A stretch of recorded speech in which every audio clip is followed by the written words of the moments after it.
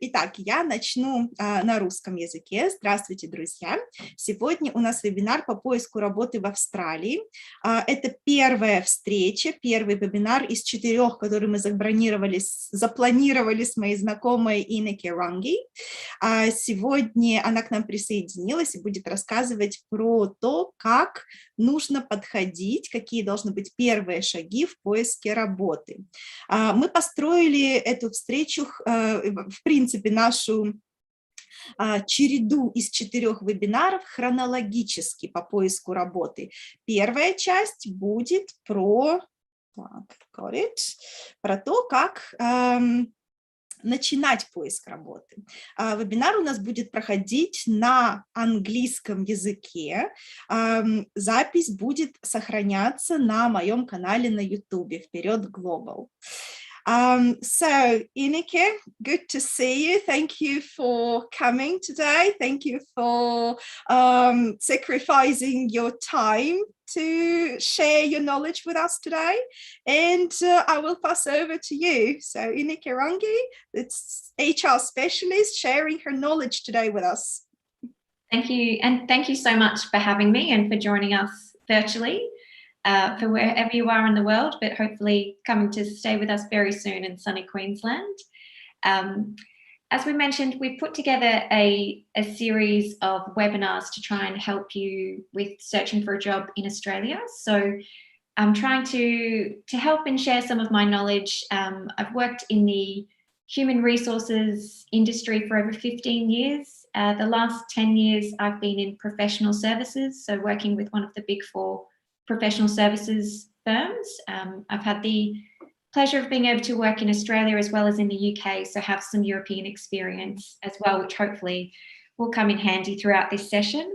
I'm currently on parental leave, so wanting to try and help and share my knowledge whichever way I can, which hopefully you'll find beneficial.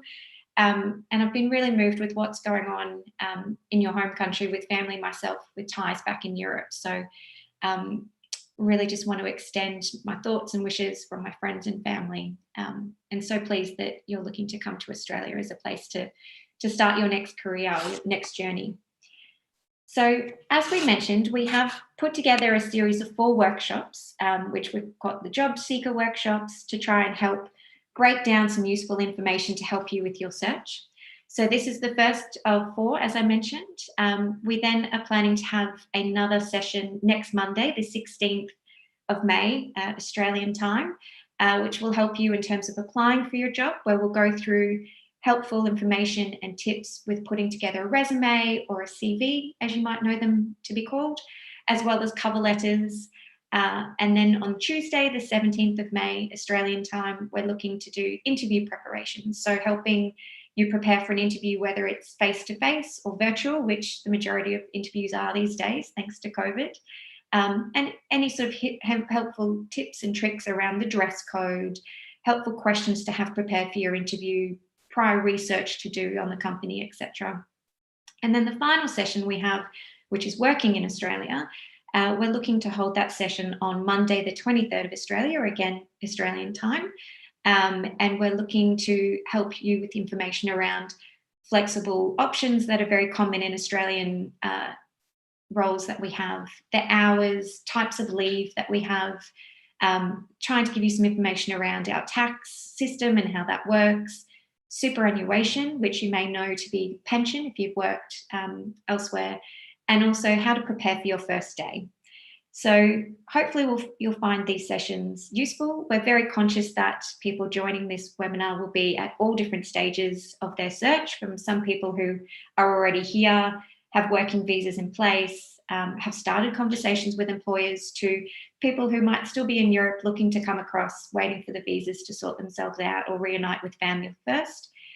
So we hope that this series makes sense and will be useful depending on where you are, and hopefully relevant across a range of industries and disciplines as well, because we appreciate you've got very diverse backgrounds of prior work. So we've tried to make it general with some useful examples and links as well.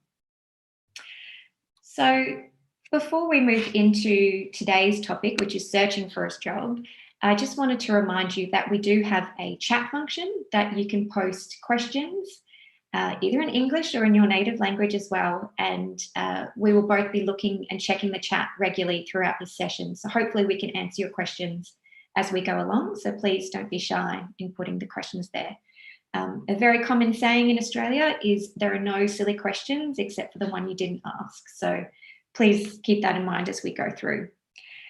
So today's session, we're breaking it down into 4 topics. So where to look, so how to tap into the Australian job market, how to get extra help, because it can be quite daunting and confusing for people who've even grown up in Australia their entire lives.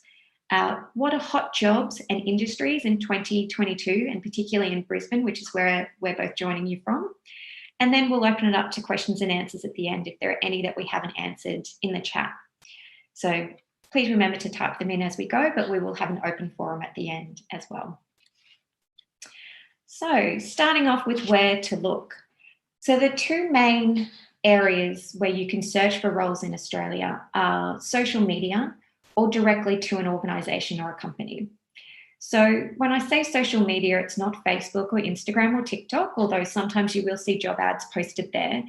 But the primary avenues that we use in Australia that are reputable and endorsed are LinkedIn, which is an international body, and then seek.com.au.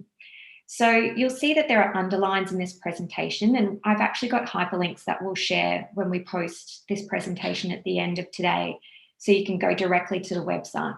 But seek.com.au is our largest online platform where Australian employers can post current jobs as well as expressions of interest every day. So there are thousands of jobs posted every week, and it gives you an option to filter by the industry that you're looking for, if it's professional services, if it's marketing, telecommunications, healthcare, etc. You can also keyword search for the location that you want to look for a role, the level or the grade, which we will have some more information later on what they are in Australia, as well as you can see how old the ad is. So has this ad recently been posted, or has it been up there for 3 months? And again, there might be some questions that you might ask why the role might not have been posted for 3 months.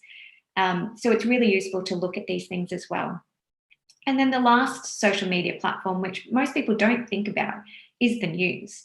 So we have a general news body in Australia called news.com.au. Again, we'll provide the link at the end. And this provides current events, everything from what's happening in the finance market around the world, what celebrity is doing what ridiculous acts these days.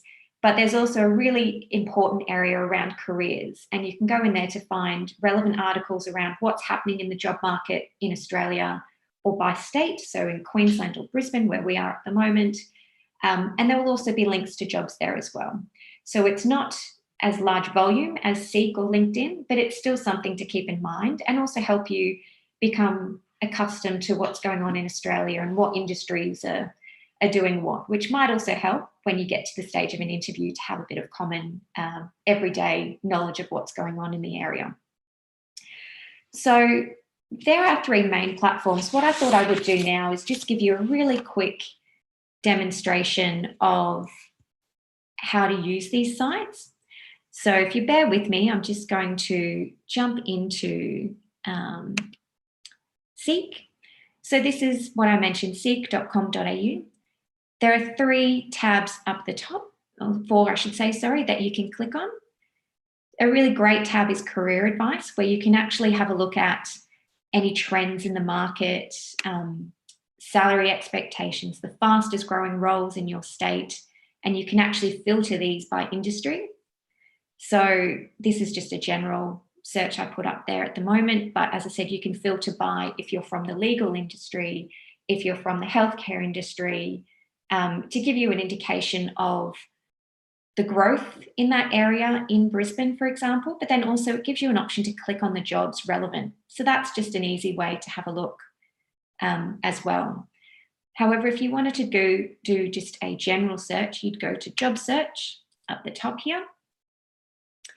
A keyword might be, let's say, marketing, and you might be a marketing manager.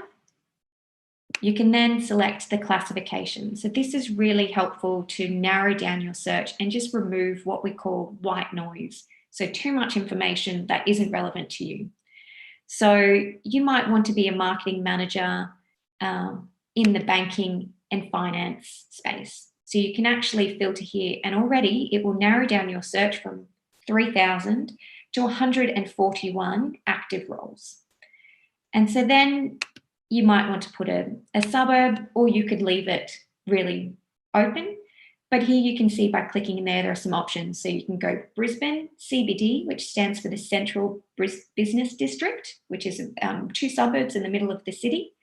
Or you might want to do north, south, east, west of the river, depending on how broad. Or you might have caring responsibilities and want to work from home the majority of the time. So you could select that as well. And in the job ads, they will have selected if working from home is an option. And then just by hitting seek, which is another word for search in Australia, it brings up the roles that are relevant to that search. So here you can see the name of the role, the company, the location. So we've left it quite open. But just because you're based in Brisbane doesn't mean you can't work remotely for a company that's based in Sydney, which is another major city. And it also shows you how many days ago the role was posted. So you can filter here by relevance and put roles that are most recently published, or you can do ones that are longer. By clicking on the role, it will then go into more information around a background to the company, the types of skills and experience they're looking for, what you need to be successful in the role is the minimum requirements they're asking for candidates.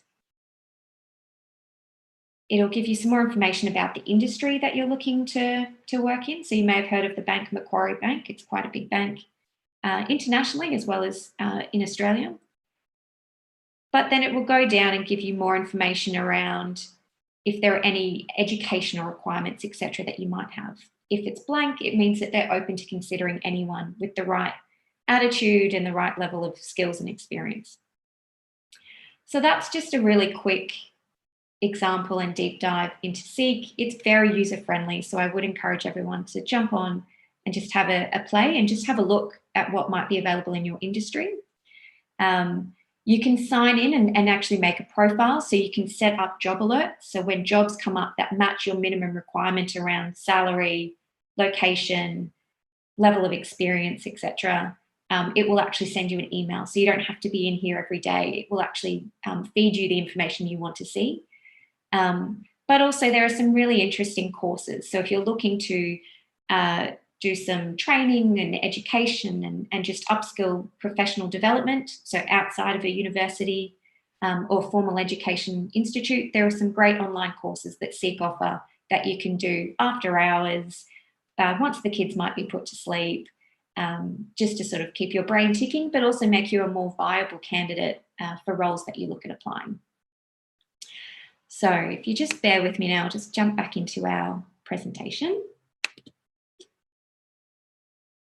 And so LinkedIn is an international forum, so I wasn't going to do a live demonstration because I'm sure everyone is very fluent and comfortable with LinkedIn. But again, it has similar features around keyword searches, alerts that you can set up. It's really important that you set up a profile on LinkedIn so that employers and recruiters or talent acquisition managers can find you, but then also that you're receiving relevant information about your industry at any point in time.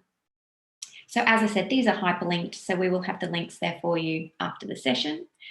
The other option, which is also equally as common, is applying directly. So that's when you find a company or an organisation, an industry that you have experience in. You go on to their website directly and you look for the careers button, which will link any jobs that they have available at that point in time.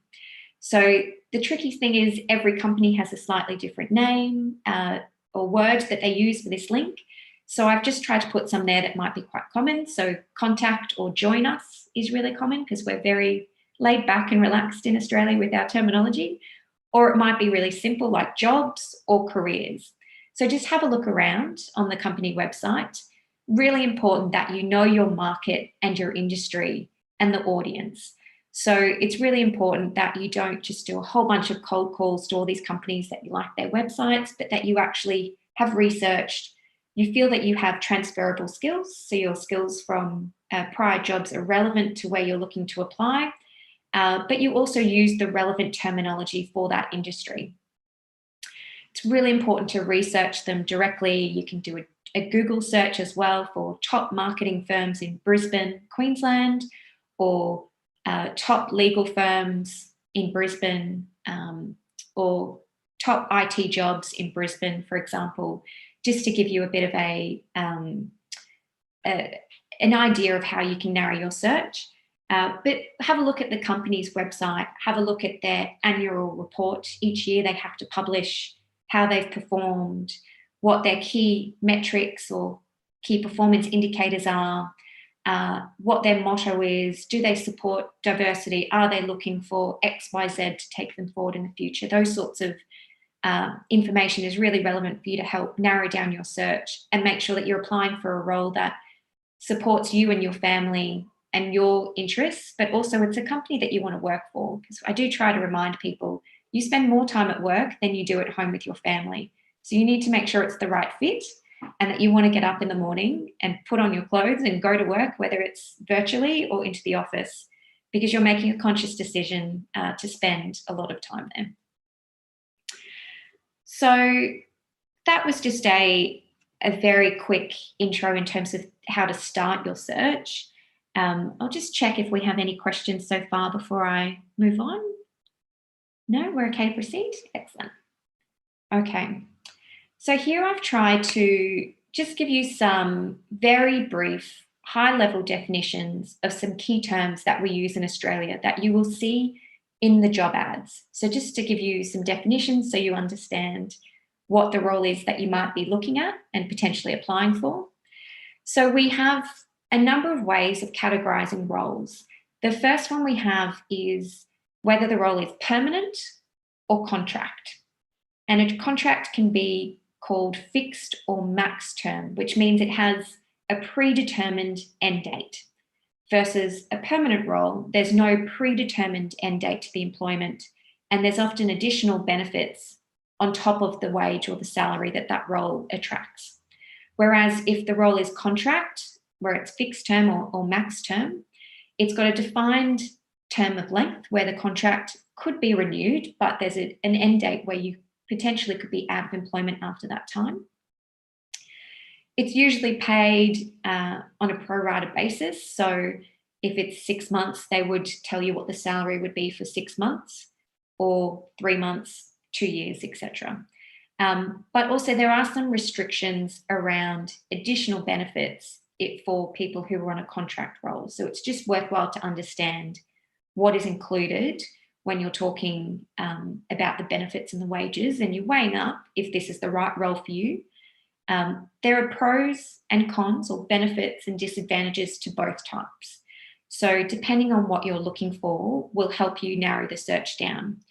From personal experience, every role I've had since graduating university has started as a contract. It started as a fixed term role for 3 or 6 months. And once I've got in, I've got my foot in the door, got to know the employer and the management team, I've either been extended, which they're able to do on these fixed term contracts, or I've been offered a permanent role. So it's very common that that's a good way to get in, and it's what we call try before you buy. So the employer gets to try you out as an employee to make sure you're the right fit for their company. But also it's a good chance for you to try them out, because it goes both ways. It might sound great on the website, great on paper, very exciting, and then it's not for you, whether it's the people, the team environment, the office, the culture, the type of work.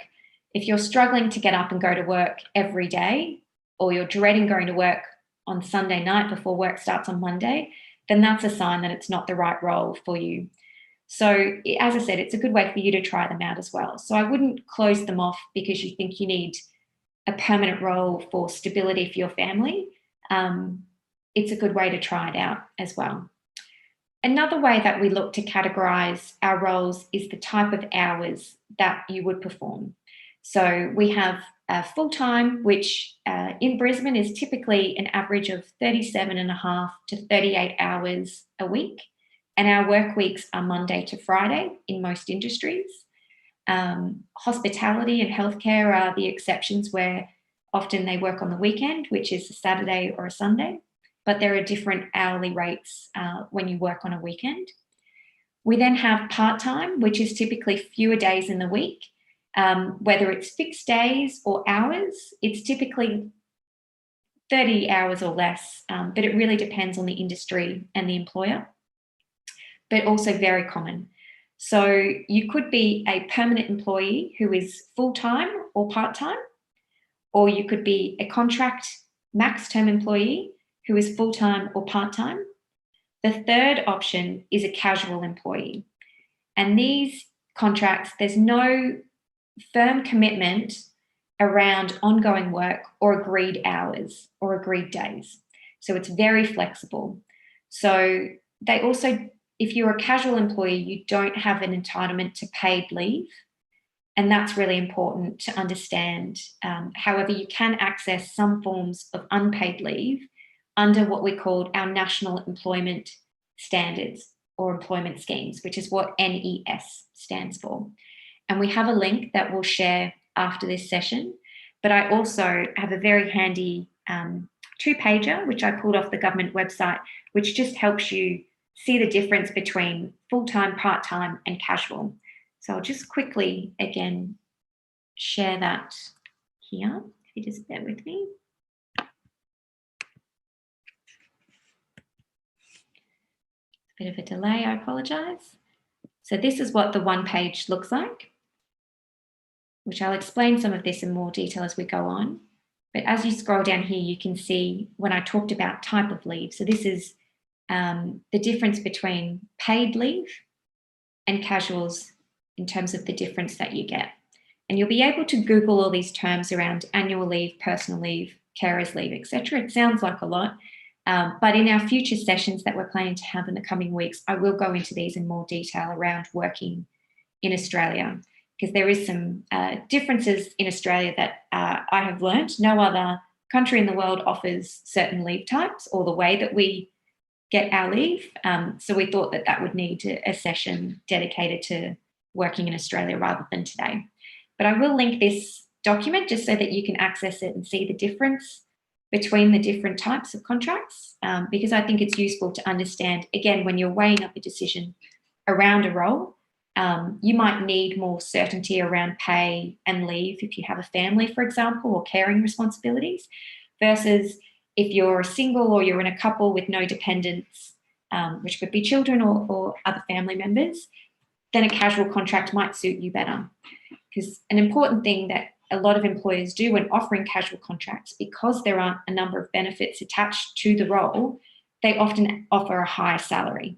So the salary is often higher than for a permanent employee because they need to entice people to take the role without that sort of level of commitment. Now, the final sort of category I wanted to explain was around salary or your pay.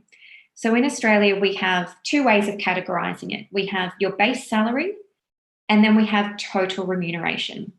Now, in Australia, we are obliged to pay all employees superannuation, which you might have heard the term pension. It's a very similar concept, where this is money that the government mandates all employers pay their employees. However, you can't access this bucket of money called superannuation until a number of criteria are met. The most common one is you're over a certain age that you can access your superannuation. So base salary excludes superannuation or any other benefits like a company car, a mobile device, as some examples, personal protective equipment if you're in healthcare or construction, whereas total remuneration includes your salary, your superannuation, which is 10% of your salary, and then also any other fixed or guaranteed benefits, such as a company car, for example. So it's really important when you're having discussions or you're looking at roles where they have advertised a number or a figure to understand whether it's the base salary or it's the total remuneration.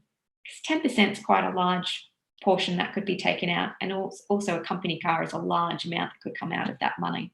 So it's important to know if you've got commitments like rent or a mortgage one day, childcare fees, etc., that you know the money that would be coming to you in your pocket. So that was very high level, but they're sort of 3 categories we thought were important to understand. So as I mentioned, in the Australian government, we have a governing body that is responsible for the relationship between an employer and employee, and that's called the Fair Work Commission. Now, the Fair Work Commission, it doesn't matter which government party is in power at any point in time, which is relevant because we're coming up for an election soon.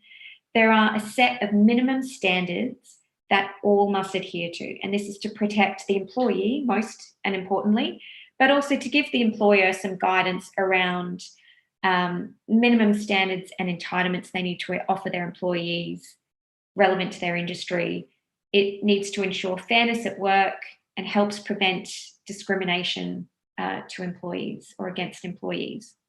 So to make it easy, it's broken into 4 buckets here on the screen. And again, we've got the hyperlink there if you'd like some more information for those who might be legal-minded.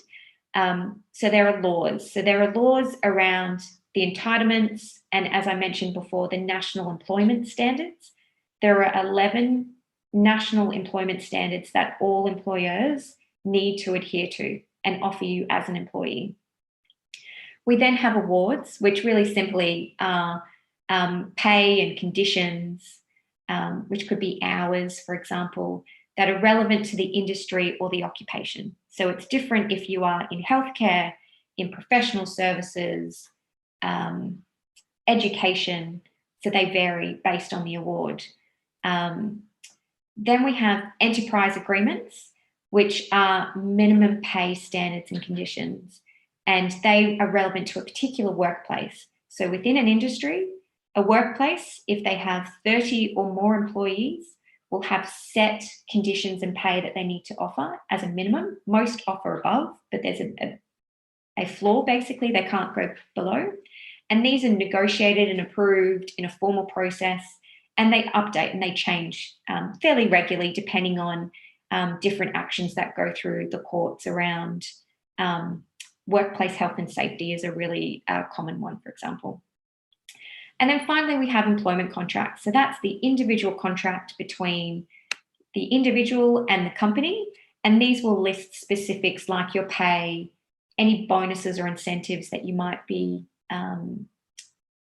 able to earn or be eligible for, but also the hours of work, the location of work, all those sorts of really specific details to your roles. And this is a contract that you sign either physically or electronically to agree to the employment. So once you go through the process of applying, you go through interviews, you are then issued with a contract, and then you need to read all the conditions to make sure you're comfortable with them and make sure you understand everything before you sign, because the employer will then expect you to behave in a certain manner that is aligned to their company.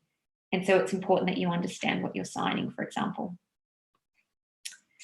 So I'll just pause. Do we have any questions in the chat?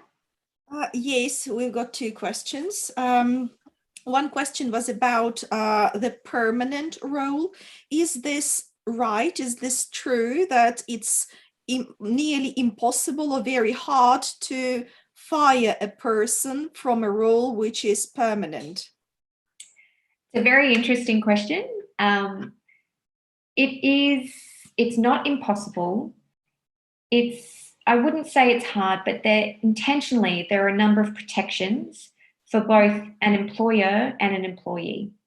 So we have what's called probation in Australia, which depending on the company, there is a defined period of time, which would be listed in the employment contract, where it's a trial period where the employee is given an opportunity to upskill, get trained and get comfortable and established in the company. However, if they don't meet some minimum performance expectations, the company is entitled to have conversations with them around improving that performance. Ultimately, if the employee does not improve the performance to the level the company deems viable, they could terminate or they could cease the employment within that probation period.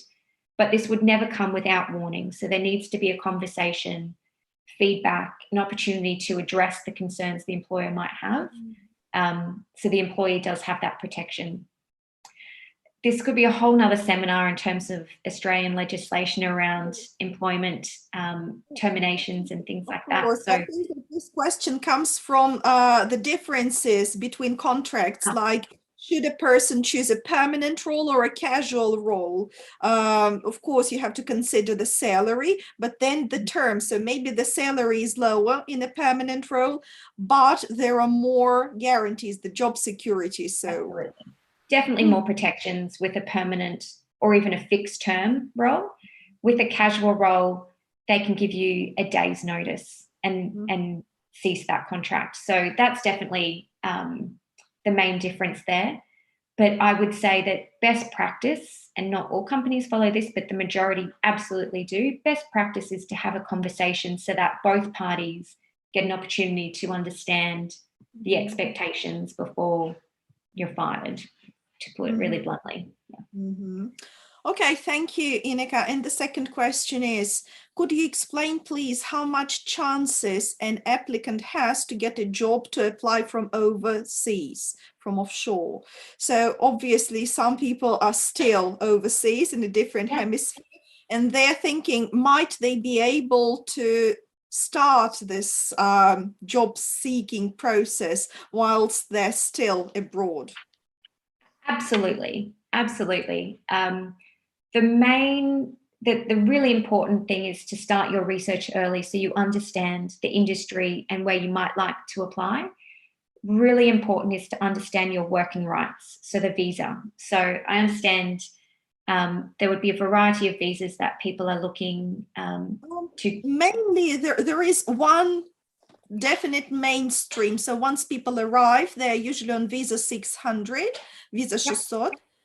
So this does not give any work rights, but people are fairly soon able to transition to visa 449, and after that 786, and both of these luckily do grant people the working rights. So yeah, excellent. Entitled, yes, for these rights. That's great. The employer or the recruiter or talent acquisition manager, as they're called sometimes, will ask about working rights. So it's really important as part of the job search to explain the pathway that you're planning to enter Australia in and the visa that you're looking to apply for and be given. Some employers are really patient and will wait. So they'll have all the conversations, put you through the interview process, which you can easily do from anywhere in the world. These days, thanks to COVID, virtual interviews are really common. And then there might be a clause in your contract that says the contract will start from X date pending valid working rights. So as long as you've got working rights at the time that you're due to start, and some employers are really understanding and will delay it until the visa comes through, because as we know, sometimes government agencies can take a little longer than they anticipated.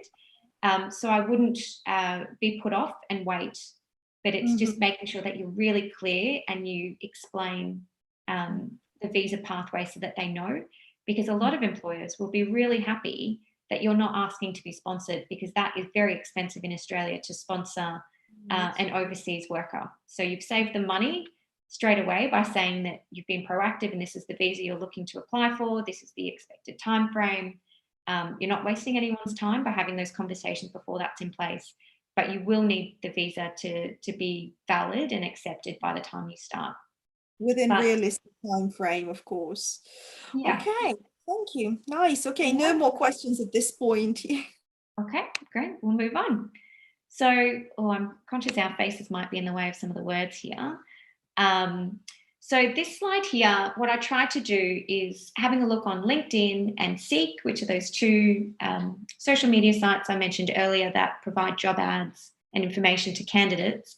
here are some really common terms, English terms, but probably a bit Australianized as well, that you might find in the roles. And I can appreciate it's really challenging coming from a different country, different nationality, but also native language to understand, am I applying for a role that is the right level for me? Am I overqualified, underqualified? How does my qualification and experience translate or transfer to the Australian market?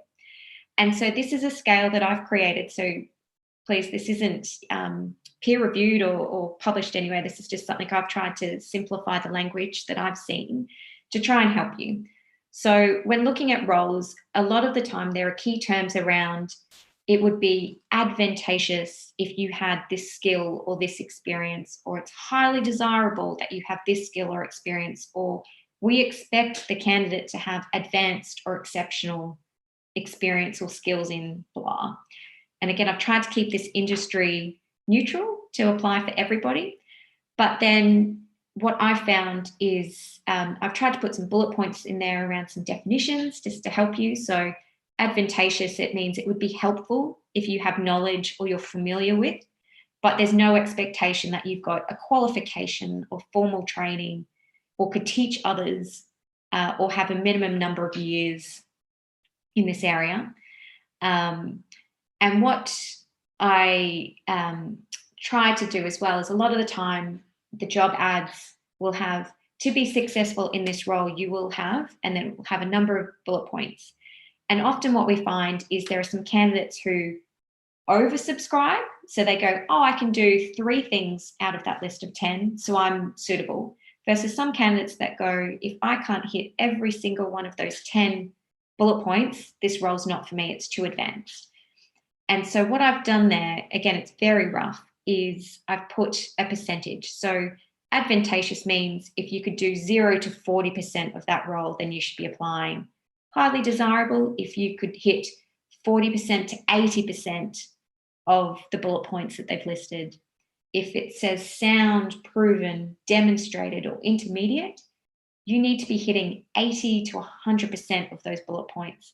And then advanced and exceptional, which are more your sort of senior exec sort of roles, you need to hit 100%. So you need to be able to confidently tick every bullet that they've listed and to be able to provide examples of proven experience. So yes, I have managed a team of 15 individuals.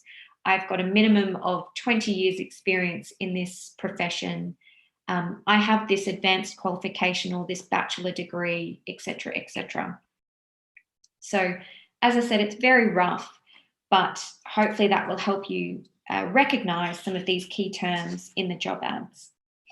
It is actually helpful, Inneka. I have never thought that highly desirables may stand for 40%.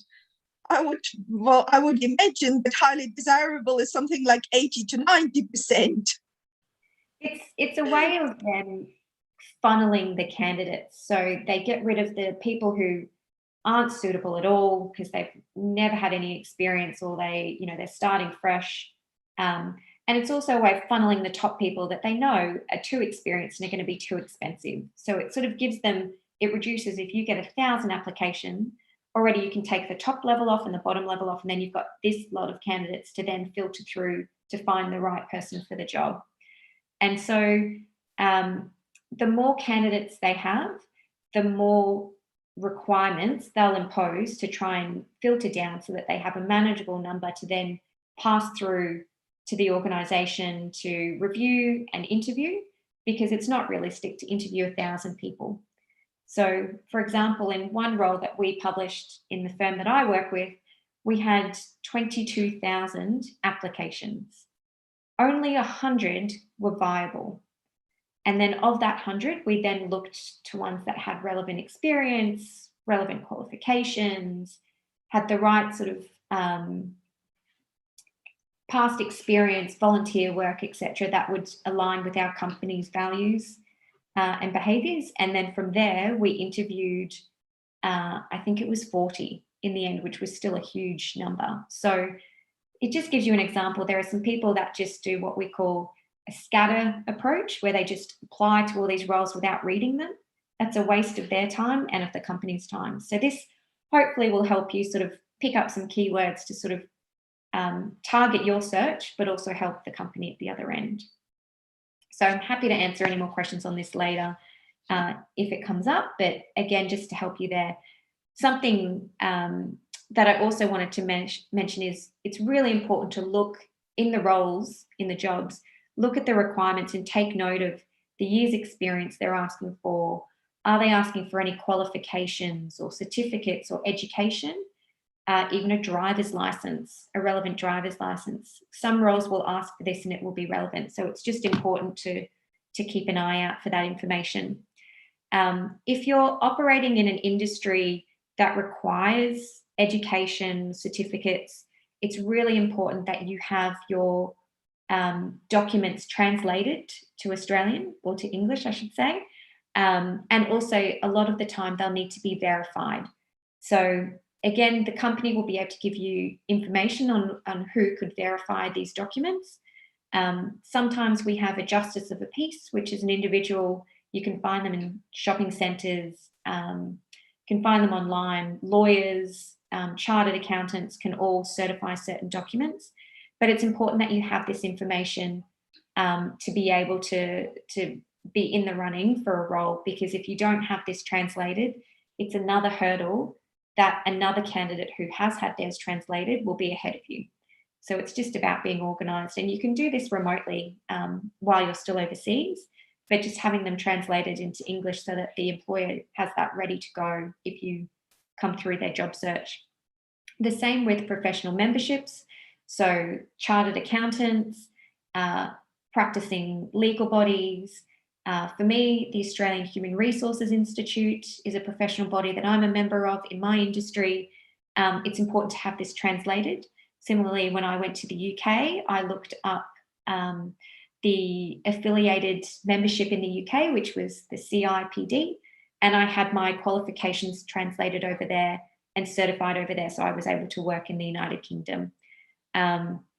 It's also important if you have any professional memberships, when you are successful in a role in Australia, you can actually claim the cost of those professional memberships to you in your annual tax return, which is something we'll talk about in a later session, but it's a benefit that the Australian government recognises, that you have this additional membership and you're able to claim that and get some money back when it comes to tax time. It's also really important on your resume, again, this is session 2 that we'll be doing next Monday, that you list your education and you list your qualifications, so that again, when these companies are doing keyword searches to filter down their candidates, it'll ping, it'll come up with a mark going, yes, they've got the relevant education or the professional membership. So making the company's life easier is going to help you progress through the job application process. Do we have any questions just before I move on? No? Okay. So I might speed up because I think I'm taking a bit longer than we had anticipated. This is a very busy slide, a lot of words. I will talk to it high level, but I won't go through it in detail because I'll give you time to read it after the session. I picked 3 main industries and tried to explain the grades or the management levels, which in Australia is the seniority of a role and the seniority in an organisation. And unfortunately, these terms vary from industry and even employer. So different law firms will use slightly different language to each other, but this gives you an idea of the entry. So if you're in professional services like Deloitte, KPMG, PwC, if you are in a legal industry, or if you're in IT, so the information systems industry, the entry points are listed there. And then what I've tried to do is just give you a brief definition around any prior experience or education. But then as these roles progress in seniority or grade, you can see relevant sort of years of experience to give you a guide. So if you've got 10 years experience in a role, you should be applying for a role that's equivalent with the experience in Australia. Don't undersell yourself. Similarly, don't oversell yourself because it will come out in the application process. But it's really important to appreciate you have transferable skills from your home industry and your prior career that is relevant in Australia. So hopefully this gives you a bit of a guide. Unfortunately, I picked IT, but it's also the most complex and very hard to get on a slide. So my advice, if this isn't clear here in the categories I've selected, use Seek as a guide. So filter, as I showed you earlier, the industry, and then put in a keyword search if you're a network engineer, and then it will actually give you options of time and grade or the management levels, and you can have a look at the jobs and just read to try and translate where you might sit in there, because IT is very complex in terms of if you're in development, core IT, technical, planning and management. So I did my best, but it's definitely not as clear as, say, legal and professional services. So hopefully that just gives you a bit of an appreciation, but also similarly, if it's not clear in the job ad that you're looking at, ask. There will always be a contact listed in the job, and it's worthwhile emailing them. Structure your email so that you explain your situation, where you're coming from, why you're coming to Australia, what you're looking for, and make it clear that you want to ensure you're applying for the right role to not waste the company's time, but also your time as well. And if you do this in a very open way, you've got a foot in the door. They will respond to you, hopefully, and then you'll have a way to connect with them. And that will hopefully put you above other applicants because you've had that first introduction, that first impression via an email. It shows you're being proactive, you're being independent. A couple of key tips would be, don't ask a question that is on the website. So make sure you've tried to research it yourself and have a look on the website. If it's not clear, that's when the email comes in handy to reach out and make contact. The other thing I would put, just with my HR hat on, is hopefully this would never happen, but just to make it clear that often recruiters are acting on behalf of an organisation. So as I said, make sure you've tried to self-search first, but also being respectful and clear, because first impressions count. And even if the recruiter is very junior, the first impression they have of you can get up the organisation very quickly. And unfortunately, recruiters often are dealing with very stressed candidates because everyone has very stressful situations and personal lives that they're dealing with, but they often take it out on the recruiter. So they often are subject to some people who can be rude or disrespectful. So again, that's just a bit of a caveat. The nicer you are, kill them with kindness, my mum always says, but that, again, that feedback will work its way up to the organisation. They're more likely to want to help you and also help in terms of the hiring manager. So talked a lot about sort of setting the scene. Here I wanted to talk about where you can go to get extra help. So in Australia, we frequently use recruitment agencies. We outsource. We're lazy, we don't have the time, but we also recognise there are specialists in the market that can do the job better than a lot of in-house companies can, or our in-house recruiters are just so overwhelmed with volumes that they need to outsource help from time to time. So recruitment agencies are where employers build relationships with certain agencies to help them search for candidates in the market. Sometimes we call them the rainbow unicorn. But it's really a good way for recruiters to then get to know their industry really well, get to know the talent pool. They keep people on their books, even if they're currently employed somewhere else, in case the dream job comes up or the dream candidate's searched for. The employer pays the recruitment agency, not the employee. So as candidates searching in the market, this is a great way for you to make contact with certain agencies, create a profile, and they'll do a lot of the hard work for you. They'll do a lot of the searching and the sifting of roles once they understand what it is that you're looking for, your past experience, and they will actually feed you roles and they will put you forward to companies. So it's a great way, again, they have their foot in the door with the company. It saves you doing a cold call, which can be really challenging, particularly if you're overseas. But then also it doesn't cost you any money. And they pre-vet. So they pre-vet roles for you so that you're not applying for heaps that aren't relevant, but also they pre-vet candidates for the employer. So they're not talking to 100 people, they're talking to 40 as an example. As I said, they also can keep you in mind for future opportunities. So if you get a casual role to start with, they could look out for another permanent role down the track for you as well. really helpful. So my tip is to register with an agency that specialises in your profession. Set up a profile online with them. It's very easy to do. You can upload your resume. You can upload any relevant education, qualifications, professional memberships. The agency will contact you. They'll arrange an interview once you've been assigned to a talent acquisition manager in that agency. And then they will link you up with employers, and then you would have an interview with the relevant employer. It's a really good way to streamline, to save you a lot of time, but also, as I said, it gives you a foot in the door in the Australian market or in the Brisbane market, for example. So here I've tried to list some agencies which I think are the top agencies. Again, depending on your industry, it varies. I've put a list of boutique, so they're really specialised, as well as generic. I personally have used 3 of these agencies throughout my career and have had really exceptional experience with them in terms of candidate care and responsiveness, and they've put me forward for some excellent roles, which is where I've landed today and have stayed with my current employer for over 10 years because of it. They often hear about jobs before they're posted on those public sites like LinkedIn and Seek. So again, it's a good way to get in early. These agencies operate interstate as well as nationally. So they are well known in Brisbane, but also known in Sydney and across Australia. So they're not so small that they will limit your options.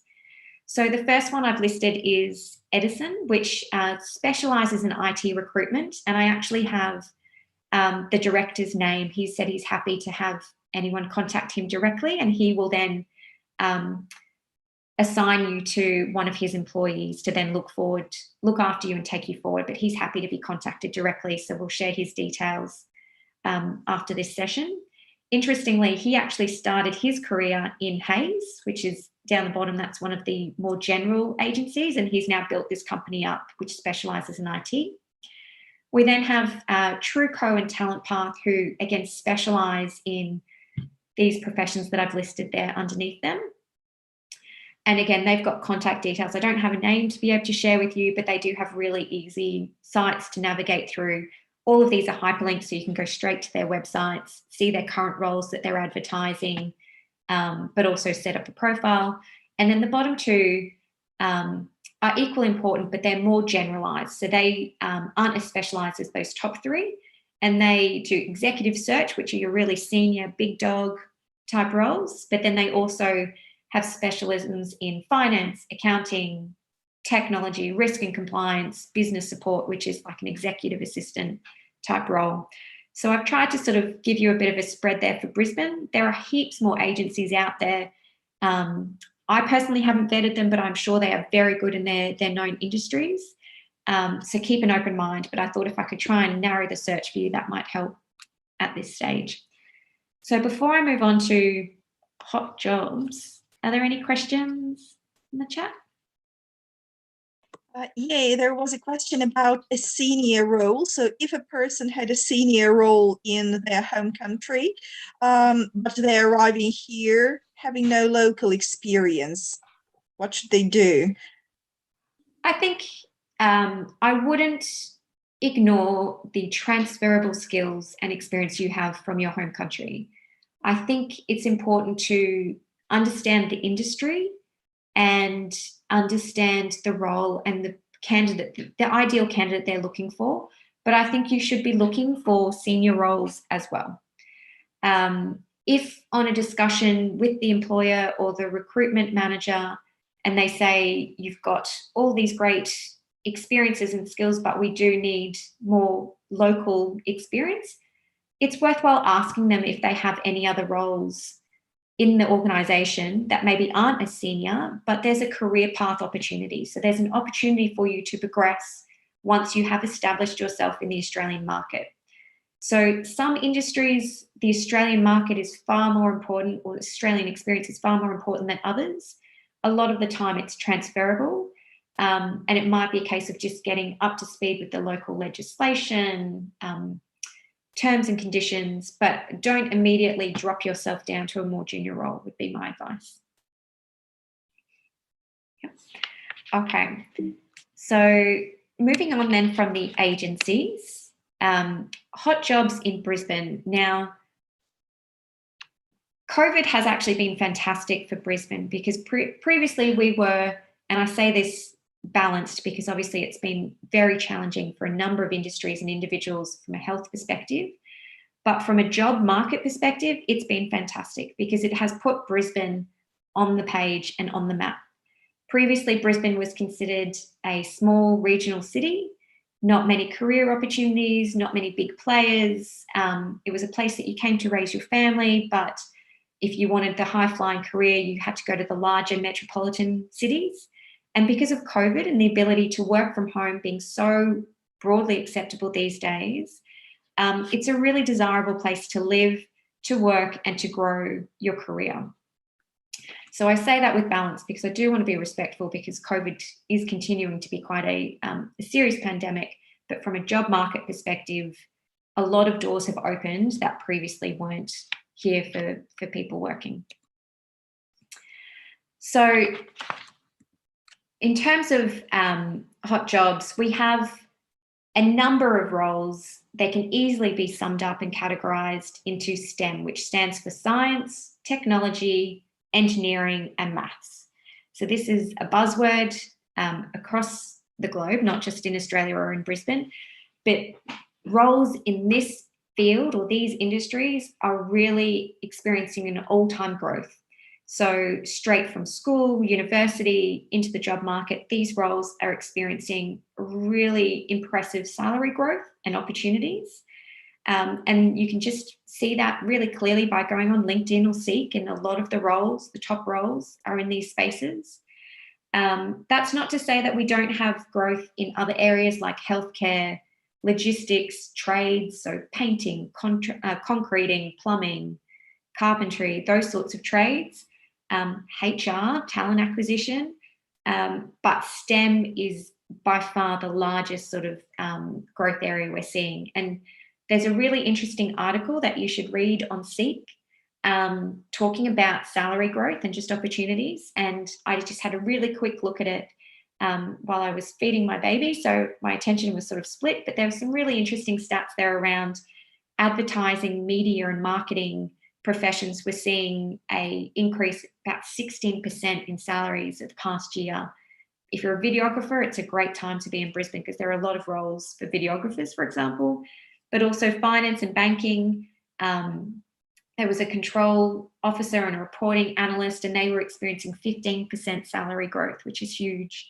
And then, you know, IT, so infrastructure specialists, IT consultants, average salaries are starting at $147,000, and they're experiencing 21% salary growth from last year. So these are really big numbers and great that these roles can be done from Brisbane. So not to go into too many stats because they change by the day, but it's worthwhile, as I said, having a look at these news articles on news.com, but also having a look at Seek and LinkedIn in your relevant industry because it gives you the latest events of what's happening in the local market to give you a bit of an insight to help you navigate your search, understand the local industry, who the big players are, but also to understand what you might come to expect as a salary for jobs that you're applying for. We also, Brisbane specific, have a very exciting development called the Queen's Wharf development, which is in the central business districts in the city. And there's over 2,000 roles that they're looking to recruit for over the coming years. So that's a really exciting hub, a really broad range of skills and experience, everything from IT, hospitality, education, labourers. So that's a really exciting market. And so I've got a link to their website as well so that you could have a read about the development because it's a huge infrastructure project, but also it might be an interesting place to apply for a role either now or down the track once it's established. So that's a very high level. Again, I was conscious we'd have a range of industries, so I haven't gone into the specifics, but were there any questions there? No? Okay. So as I mentioned, we've got a number of links here which we'll share as part of the session today just to help you navigate your search. So LinkedIn and Seek, which I've talked a lot about, those recruitment agencies that I would recommend personally. News, another one which is really important, depending on the industry you're in, is the Australian Financial Review. So you can sign up to have a membership, or you can just access articles for free, but it gives you financial news about specific to Australia. So it's really relevant to get an understanding of the job market. It will help you with information to be tasked with when you then go to an interview, so that you're knowledgeable and you've researched your industry, you know what's going on in the Australian job market, similar to what you would have done back home. So the AFR, or the Australian Financial Review, is a really useful resource to have at your fingertips. And then also, even if you're not in human resources like I am, the Australian Human Resources Institute, again, provide a number of online courses that you can do. Again, they have news and current events around things that are happening in certain industries or markets. So that's really helpful to just read up on. And again, you don't need to subscribe or become a member. You can access these articles for free, and a lot of the online training for free as well. And it's good because you can do it on any time zone, depending on where you are in the world. And then the final one, to understand a bit more around Australian legislation. Again, I've just touched on it briefly. In future sessions, we will talk in more detail. But the fairwork.gov.au there, that link there will take you to that document that I briefly put up on the screen to give you some more information there. So, Hi, lovely. Sorry to interrupt. Right.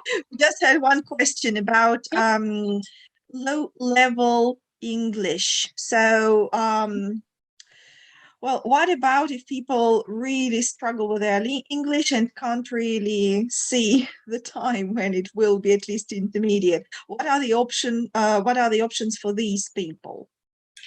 So it's an excellent question. You might be more qualified than me to answer this, so we might share this.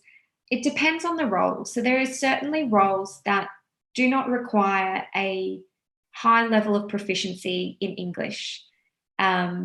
These roles will be quite specific, so it will, as I said, it will depend on the industry, but if your written communication is better than your verbal communication, then look for roles that can be done online, that are scripted. So a lot of customer service, telecommunications roles are online, so you can read a script, so you could practice at home or with friends and family. That will help you with your English, and that will help you get up to speed to a level that will help you feel proficient depending on the level. But a senior role, or a role that requires you to manage others, you will need an intermediate level of English, would be a general rule. But a more junior role, as I said, depending if it's virtual, online, you might be able to work your way around there. I've got a number of friends where their native language is not English, and they have found the best way to get them more comfortable and familiar is to watch Australian TV. Mm-hmm. So you can watch TV with subtitles. You can download or watch TV series on YouTube or any of the streaming services, and you can select English subtitles.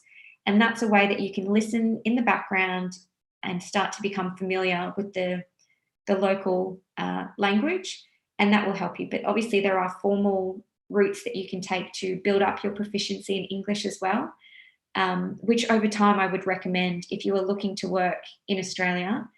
We are terrible at speaking other languages. As I said, we can be quite lazy, but also English is so widely spoken around the world that a lot of Australians don't speak a second language. So it really will help you living and working here to build up a basic proficiency, if not more intermediate. So there are organisations that help with that as well. But Australian TV streaming services, Netflix would be what I would recommend to help you with the start. But it definitely will not stop you from getting a role, but it will definitely make it harder the more senior you go to apply for a role. So if you found this session useful, as I said, there are a number of more sessions in the series. So there's 4 more to come. The next one will be next Monday, and we will post the details of that shortly. But really, this was just to try and give you a very high-level understanding and help you with a few tips. I appreciate it's not industry specific, so if there are specific questions, we can try and navigate them as best as possible. But where to from here, what I would recommend is a bit of self-reflection around these points that I've put on the screen. So check your visa status or understand the pathway to gain working rights in Australia. As we mentioned earlier, tourist visas, there aren't any attached working rights. You're not able to work on a tourist visa. So just making sure you understand the visa and the ability there, because employers will ask for that, and also agencies will ask for that when you register with them. Do a bit of research, a bit of Googling to understand the industry and how it fits in the Australian market, any key terms, any big players or companies that you think you'd like to apply for, or you'd like to work for, and then make a list of what you want to do. How do you want to work? Part-time, full-time, casually, and ideally who you want to work for, and anything else that's important to you. Is it important that there's an environmental element to the employer, a flexibility element because you have caring responsibilities, career progression? If money is the primary driver, that is totally okay. That is fine. We can be quite blunt in Australia, so it's about being honest and just making sure that you're looking at the right role. But if money is a primary driver, then perhaps a casual role or a contract role that pays slightly more is better suited to you and your circumstances to help you get set up in Australia and established in Australia with somewhere to live, ability to commute, ability to support loved ones or dependents that you might have. And then the final tip there is just around, are there any gaps you need to address? So like confidence in English language, there are online courses, certificates you can do through LinkedIn even around how to use Google or how to become faster at typing. So just make a list of anything that you might need there. Do you need to obtain an Australian driver's license when you arrive here? Is that important for your profession? Those sorts of things. Just make a list so that you can have these in line, and then you'll have a list of questions that you could then ask in a contact an agency if you're looking to go through that route. So that was the end of the content here. As I said, hopefully that was useful. Love to extend a huge welcome. We look forward to you joining us in Australia if you're not already here. If you are already here, I apologise about the rain. It doesn't normally rain this much, particularly in Brisbane. It is usually very sunny. But it is a lovely place to live, to work and have a family if that's what you're looking to do. So thanks so much, Inneka. Thanks for everything. Thanks for the information, for the warm welcome. Thank you for sharing and for contributing your time. So I will just quickly go through the dates that we've appointed. We're going to have 3 more general sessions with information presented in the form of webinars we did today. And after that, we will have more of a personalized group meetings with questions and answers, some case studies specifically to particular group of people who are going to join.